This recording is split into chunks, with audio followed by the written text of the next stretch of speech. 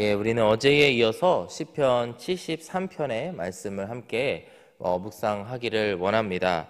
어제 우리가 함께 나누었지만 시편 73편의 전반부는 상당히 암울하고 어두운 분위기의 시였습니다.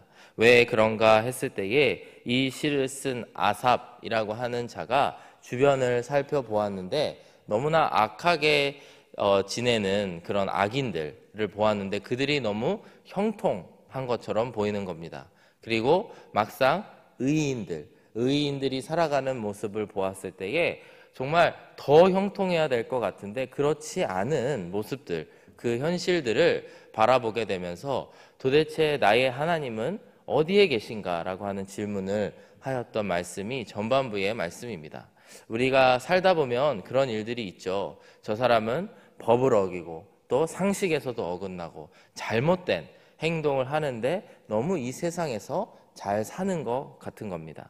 그에 비해서 나는 바등바등 하나님의 길에 맞게 올바르게 살려고 하나님만 의지하면서 살려고 하는데 그 악인에 비해서 잘 살지 못하는 것 같고 정말 더 패자와 같은 모습인 것 같고 그런 현실들이 눈에 들어올 수도 있습니다. 그럴 때에 우리의 신앙이 흔들릴 수 있고 또 이 시편 기자가 고백하듯이 절망에 빠져 있는 것과 같은 그런 어려운 상황들을 우리도 만날 수 있다라고 하는 것입니다. 그러나 여러분, 우리의 신앙의 결론은 정해져 있죠. 우리의 눈에 보이는, 나의 눈에 보이는 현실과 상관없이 하늘에 계시는 하나님, 또 역사를 주관하시는 하나님, 모든 섭리 가운데 일하시는 하나님을 의지해야 됩니다. 그리고 그분께서 확실한 우리의 인생을 향한 계획과 플랜을 갖고 계시다라고 하는 믿음이야말로 우리에게 굉장히 중요한 그런 신앙의 중심 가운데에 하나일 줄로 믿습니다. 오늘의 말씀을 보시면요, 어제의 본문, 전반부의 본문과는 완전히 다른 분위기로 전환이 됩니다. 쉽게 얘기하면 이 시인이 그렇게 고민하고 절망 가운데 빠진 것과 같은 고백들이 나왔다고 한다면 오늘의 본문에서는 이제 그 길을 찾게 되는 이제 일들이 일어나게 됩니다. 오늘의 말씀을 함께 묵상하시면서 우리가 고난 가운데에 빠졌을 때, 또 절망 가운데 빠졌을 때, 또 하나님 나를 향한 뜻이 무엇인가요? 라는 질문 앞에 섰을 때에 우리가 어떻게 그 일들을 극복해 나가야 되는가? 오늘 함께 이 시편의 말씀을 묵상하시면서 오늘의 말씀 가운데 함께 나아가기를 원합니다. 그렇다면 오늘 본문의 15절의 말씀을 보시면요, 여전히 이 시인은 고난 가운데 죄송합니다. 고뇌 가운데에 있다라고 하는 것을 이야기하고 있는데 그 고뇌가 무엇인가 했을 때 계속해서 그들처럼 하고 싶은 유혹이 있음을 고백하고 있습니다. 15절의 말씀을 보시면요, 내가 만일 스스로 이르기를 내가 그들처럼 말하리라 하였더라면 나는 주의 아들들의 세대에 대하여 악행을 행하였으리이다, 이렇게 고백하고 있습니다. 시인이 여전히 고뇌하고 있는 것, 이 세상을 바라보면서 악인들이 형통하는 것과 같은 이 세상, 그리고 의인들이 형통하지 못하는 것 같은 이 세상 가운데에서 여전히 그가 고뇌하고 있는 것은 그들처럼 할까라고 하는 유혹 앞에 계속해서 쓰게 된다라고 하는 것입니다. 이 세상 사람들처럼 나도 이 의인의 길을 걸어가는 것을 벗어나서 악인처럼 행동을 확 해버릴까 이런 생각들이 여전히 이 아삽의 시에 보면은 그를 유혹하고 있다라고 하는 것입니다. 그러면서 구체적으로 어떤 걸 이야기하냐면 그들처럼 말하리라 하였더라면 이렇게 이야기를 하고요. 또 그 일들이 주의 아들들의 세대에 대하여 악행을 행하는 것이다라고 이야기를 합니다. 그동안 내가 이 자리에 서기까지 나의 부모의 세대, 또 그 부모 위의 조상들의 세대, 멀리는 아브라함에서부터 신앙이 이렇게 이어져 왔는데 내가 그들처럼 행하였으면 어떨까? 그리고 그 세상 사람들처럼 행하는 것이 나의 조상들을 배신하는 행위, 그들에게 악행을 행하는 행위라고 고백을 하고 있습니다. 여러분, 그렇다면 우리가 왜 이런 유혹 가운데 빠지게 될까요? 이 세상을 바라보면서 저 세상 사람들처럼 나도 말하고 싶다, 저 세상 사람들처럼 행동하고 싶다, 이런 유혹이 왜 생기냐 했을 때 우리와 세상을 비교하기 때문입니다. 계속해서 세상과 비교하며 저 사람을 봤을 때, 세상에 저 악인 것 같은 사람을 봤을 때 저 사람이 나보다 재산이 더 많은 것 같은데, 아니면 저 사람이 더 나보다 높은 자리에 오르는 것 같은데 라고 하는 것을 계속해서 비교하기 때문에 우리가 그 죄 가운데에 빠지게 되고 유혹 가운데에 서게 된다라고 하는 것입니다. 그러나 여러분, 그것이야말로 우리가 하나님을 잊어버리고 하나님을 망각할 때에 일어나는 우리들 신앙의 모습들이라는 것을 오늘 이 시간 함께 기억하였으면 좋겠습니다. 우리가 하나님을 잊어버리고 하나님을 생각하지 못할 때 우리의 마음 가운데 가장 처음 나타나는 반응은 누군가와 비교를 한다라고 하는 것입니다. 그리고 그 누군가가 어디까지 나의 옆에 있는 사람, 신앙이 좋은 사람과 비교하기보다는 저 악한 사람과 비교하기까지에 이르게 된다라고 하는 것입니다. 저와 여러분들 가운데에 있는 어떠한 그 비교하고자 하는 마음, 그것이 어찌 보면 우리의 죄인된 모습이 다시 드러나는 시간일 수 있다는 것을 오늘 이 시간, 이 아침에 함께 기억하기를 원합니다. 그리고 그것이 나의 신앙의 선조들에게도 잘못하는 것이거니와 그것은 우리를 부르신 하나님께도 잘못하는 행위라고 하는 것을 이 시간 함께 기억하기를 원합니다. 16절의 말씀에 보시면요, 그가 이 유혹 앞에 그들처럼 살까 하는 이 유혹 앞에 섰을 때 얼마나 고통스러운지에 대해서 이야기하고 있습니다. 내가 어쩌면 이를 알까 하여 생각한지 그것이 내게 심한 고통이 되었나이다. 그 고난, 이 세상을 바라보며 하는 번뇌 가운데에 그것을 생각하는 것이 내게 너무나 심한 고통이 되었다라고 이야기를 하는 것입니다. 이처럼 우리와 세상을 비교할 때 우리의 신앙에 슬럼프가 올 수 있습니다. 그리고 우리가 정말 우리의 조상들 하나님에게 잘못하는 것과 같은 그런 악행을 행하는 것과 같은 일들을 하는 것일 수 있다라고 하는 것입니다. 오늘의 본문을 통해서 이 시인의 모습을 함께 바라보면서 내 안에 이 남과 비교하려고 하는 죄악된 일이 없을까? 그들처럼 내가 하려면 어떻게 해야 될까라고 하는 고민이 없는지 함께 돌아보기를 원합니다. 우리들 가운데 분명히 그런 고민들이 있죠. 그렇다면 오늘 본문이 제시하는 이 어려움들, 고난, 이 번뇌를 극복할 수 있는 방법이 무엇일까요? 오늘의 본문 17절의 말씀을 보시면은 완전히 그 분위기가, 시편의 분위기가 전환되어지는 한 단어가 나옵니다. 그것은 바로 성소에 들어갈 때야 라고 하는 말씀입니다. 이러한 극심한 고통, 고난, 번민 가운데에 있었던 이 시편 73편의 그 저자는 이렇게 고백을 합니다. 하나님의 성소에 들어갈 때에야 그들의 종말을 내가 깨달았나이다. 우리 함께 읽어보실까요? 시작. 하나님의 성소에 들어갈 때에야 그들의 종말을 내가 깨달았나이다. 저는 이 17절의 말씀을 보면서 이제 이 시인이 정신이 번쩍 드는 순간이지 않았을까? 그러면서 그의 모든 생각, 모든 잘못된 고민들을 버려버리고 돌아서는 그 구절이 아닌가 하는 생각이 들었습니다. 그렇습니다. 우리가 이런 세상을 바라보고 또 남들과 우리를 비교하는 것에서 벗어나려면, 또 그 죄악된 모습에서 벗어나려면 우리가 어떻게 해야 되느냐? 바로 성소에 들어가야 된다라고 하는 것입니다. 성소가 어디입니까? 하나님께서 임재하시는 그곳이죠. 우리가 하나님을 만날 때에 바로 그 하나님의 임재의 장소인 성소에 가까이 나아갈 때에 우리가 세상을 바라보고 세상과 비교하고자 했던 그런 마음과 우리의 모습들이 사라지게 된다라고 하는 것입니다. 17절 후반부의 말씀을 보시면은 성소에 들어갈 때에 하나님께서 깨우쳐 주신 내용들이 나오는데요. 첫 번째는 그들의 종말을 내가 깨달았나이다 라고 말씀하고 있습니다. 그들이라고 하는 것은 세상 사람들입니다. 여전히 악행을 저지르지만 세상에서 형통하고 잘 나가는 것 같은 그런 사람들을 마침내 종말에는 그들을 파멸하실, 그들을 심판하실 하나님을 바라보게 됐다라고 하는 것입니다.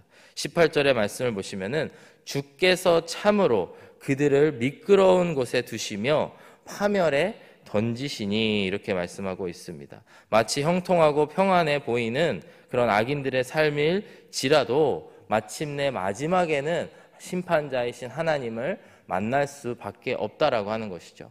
그들의 형통, 그들의 높아 보이는 것들이 마치 높은 곳에서 미끄럽게 떨어지는 것처럼 높은 곳에 올라갈수록 위험하지 않습니까? 마치 그러한 모습들처럼 그들이 결국에는 하나님의 심판을 받게 된다라고 하는 것입니다. 19절의 말씀을 이어서 보시면은 그들이 어찌하여 그리 갑자기 황폐되었는가 놀랄 정도로 그들을 전멸하였나이다 이러면서 마치 이미 일어난 것처럼 표현을 하지만 앞으로 반드시 그렇게 될 것임을 표현하고 있는 시적 표현입니다. 즉 그들은 황폐하여질 것이고 그들은 반드시 파멸되어질 것이고 반면에 나는 하나님의 길을 걸어가고 있는 나는 비록 지금의 모습은 그들보다 형통하지 못한 것처럼 보일지라도 하나님께서 반드시 나를 건져주시고 또 이 모든 것들을 정확하게 심판하실 심판관이시다, 재판관이시다라고 하는 것을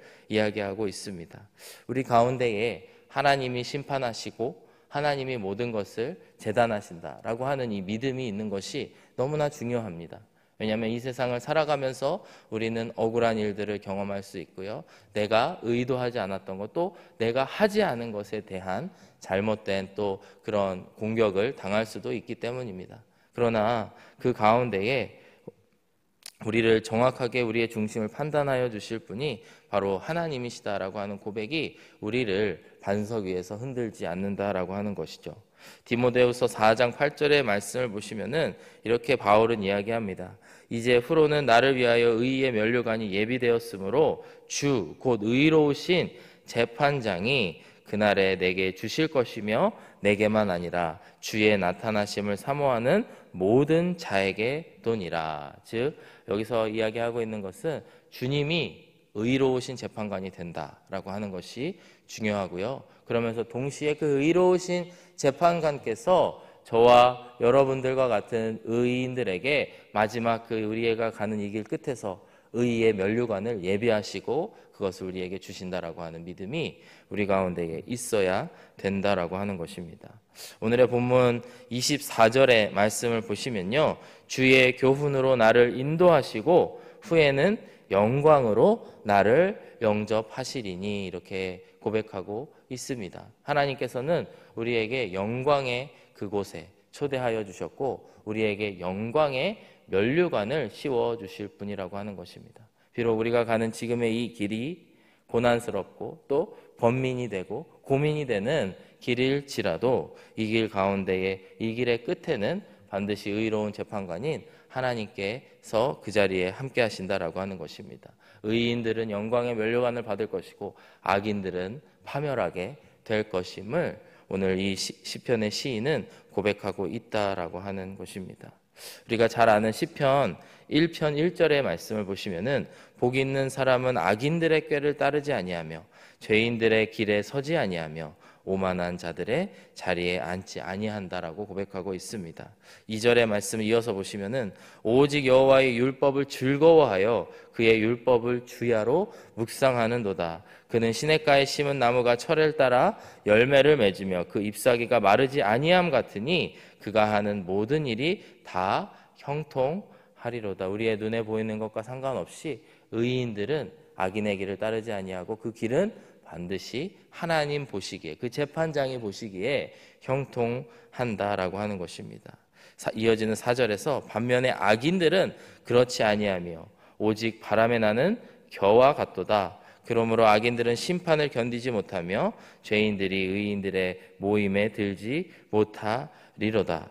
무릇 의인들의 길은 여호와께서 인정하시나 악인들의 길은 망하리로다. 이렇게 시편 1편의 말씀은 고백하고 있습니다. 마치 이 세상을 바라보면 우리가 소외된 것과 같고 의인들이 소외된 것과 같아 보일지 몰라도 하나님의 관점에서 보였을 때에는 의인들의 모임에 죄인들이 들어가지 못할 것이다 라고 시편 1편의 말씀은 이야기하고 있습니다. 이처럼 여러분, 우리가 사는 이 길의 끝에 하나님께서 완전한 재판장으로 기다리고 계시다라고 하는 믿음이 회복될 때에 우리가 이 절망 또 고난 가운데에서 이겨내고 극복할 수 있다라고 하는 것입니다.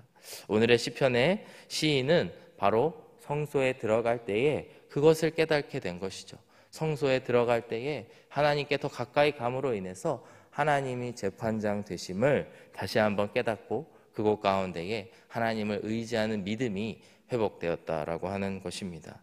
그래서 오늘 시편 본문 23편에 말씀해 보시면요, 이렇게 이야기를 합니다. 내가 항상 주와 함께하니 주께서 내 오른손을 붙드셨나이다, 이렇게 고백하고 있습니다. 외롭고 고난스럽고 번민이 될 때에 나의 오른손을 붙잡아 주시는 분이 바로 우리 하나님이심을 기억하시기를 주님의 이름으로 축복합니다. 주님의 손을 잡고 걷는 그 길이 우리에게 있어서 내가 주님의 손을 잡지 않은 것처럼 때로는 보일지 모르고 나 혼자 걸어가는 것처럼 보일지 몰라도 우리 하나님께서는 우리의 오른손을 잡아주시고 우리와 함께 걸어가신다라고 하는 것입니다.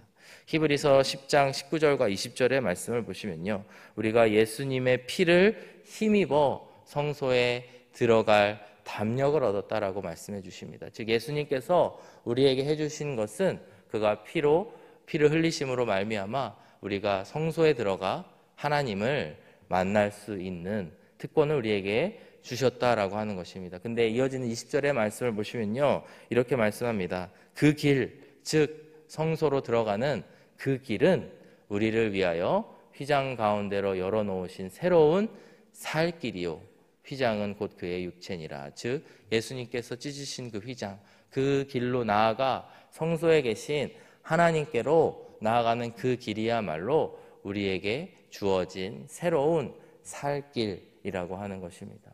우리가 고통스럽고 번뇌스러운 고민 가운데에서 하나님께 나아가 살기를 원하신다면 오늘도 성소에서 우리를 기다리시고 우리의 오른손을 잡아주시는 하나님 앞에 나아가시기를 주님의 이름으로 축복합니다. 이러한 믿음이 회복된 시편의 기자는 25절 이하와 같이 고백을 하는데요, 제가 읽어보기를 원합니다. 25절의 말씀에서 이렇게 고백합니다. 하늘에서는 주 외에 누가 내게 있으리요, 땅에서는 주밖에 내가 사모할 리 없나이다. 내 육체와 마음은 쇠약하나 하나님은 내 마음의 반석이시요 영원한 분기시시라. 무릇 주를 멀리하는 자는 망하리니 음녀같이 주를 떠난 자를 주께서 다 멸하셨나이다. 하나님께 가까이함이 내게 복이라. 내가 주 여호와를 나의 피난처로 삼아 주의 모든 행적을 전파하리이다. 이렇게 고백합니다. 여러분, 우리가 하나님께 가까이 가는 것이 복인 줄로 믿습니다. 오늘도 하나님 앞에 더 가까이 나아가시는 저와 여러분들이 되시고 그 성소에서 만나는 하나님으로 말미암아 우리의 신앙이 회복되고 우리의 믿음이 회복되어지는 이 아침과 오늘 하루가 되시기를 주님의 이름으로 축복합니다. 함께 기도하겠습니다.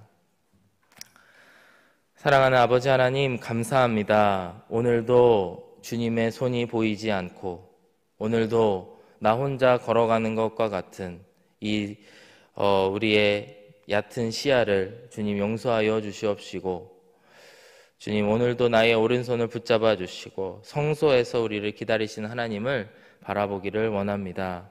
우리가 우리의 영원한 재판장 되시고 우리에게 영광의 면류관을 주실 하나님만을 의지하며 우리의 이 순례의 길을 걸어가기를 원합니다. 오늘도 우리의 오른손을 붙잡아 주시고 함께 걸어가 주심에 감사하며 우리가 걸어가는 이 반석 위의 길을 주님과 함께 동행함으로 나아갈 수 있도록 인도하여 주시옵소서. 오늘 하루를 살아갈 힘을 다시 한번 공급하여 주심에 감사드리며 예수 그리스도의 이름으로 기도드렸습니다. 아멘.